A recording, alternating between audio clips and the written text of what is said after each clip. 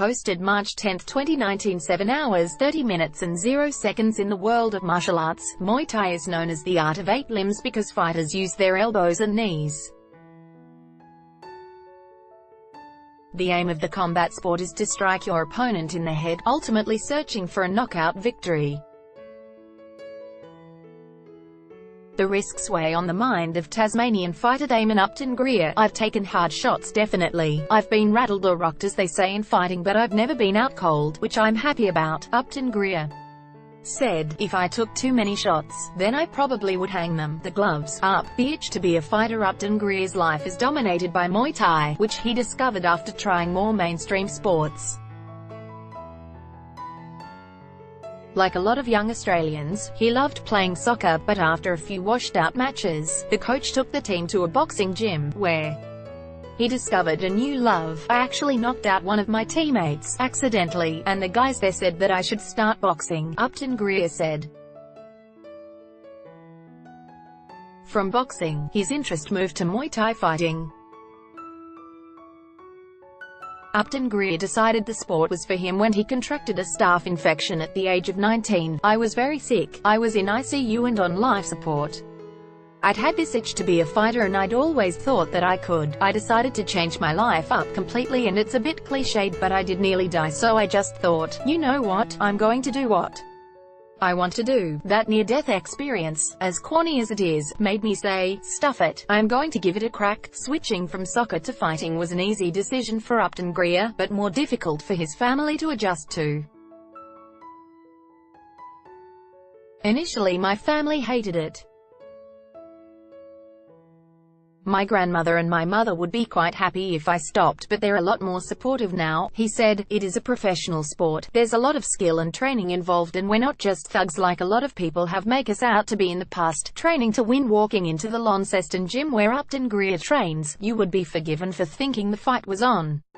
His boxing gloves slap against the training pads and each impact draws out a loud grunt of effort. You've always just got to tell yourself whatever happens it'll be over and how bad you actually want to win, Upton-Greer said. I always ask myself, what are you willing to put yourself though? And generally I just tell myself, anything. So I've got no excuse when I'm training. Prior to a fight, Upton-Greer's training schedule consists of different sessions with one of his coaches, Jacob Gelston. It's not just hitting some pads, fighting some people and then jumping in the ring. There are a lot of tactics and training that goes into it, Upton-Greer said. We've both got fighting brains, so we'll nut it out together, and my other coach too. We talk about what the game plan will be, and then we train according from there, taking the hits. While Upton-Greer has never been knocked out in a fight, he understands the risks that go with his sport. We definitely reduce the number of blows to the head we get in training.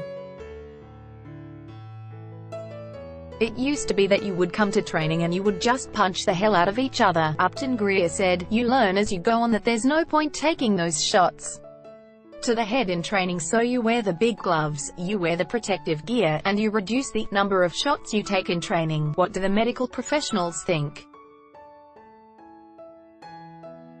Dr. Matt Archer, a neurologist from Launceston, said one of the big questions around contact sports was what happened to people who had multiple concussive injuries. The truth is that the science behind this is very uncertain and we don't really know exactly what the outcomes will be, Dr. Archer said. If the injury is severe enough and enough brain cells are affected that are responsible for consciousness, when those cells are affected, that's when people pass out or lose consciousness. From a neurologist's point of view, every time you have a traumatic brain injury, whether it be a mild concussion or something more severe, you are at risk of permanent brain damage. Upton-Greer said he felt Muay Thai was controlled to a high enough standard to make him feel safe. I've never been clean knocked out, and I know a lot of people have playing football and rugby and other sports, even cricket.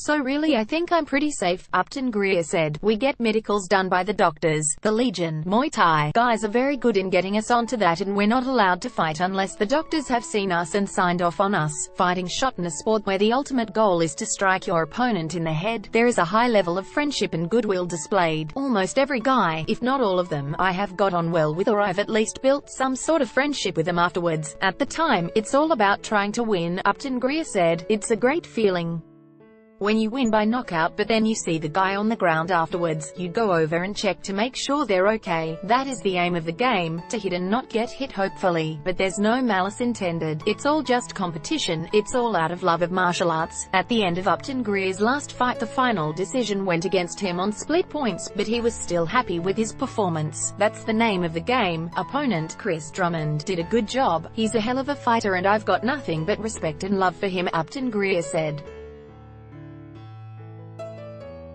Topics: Community and Society. Men. Launceston 7250.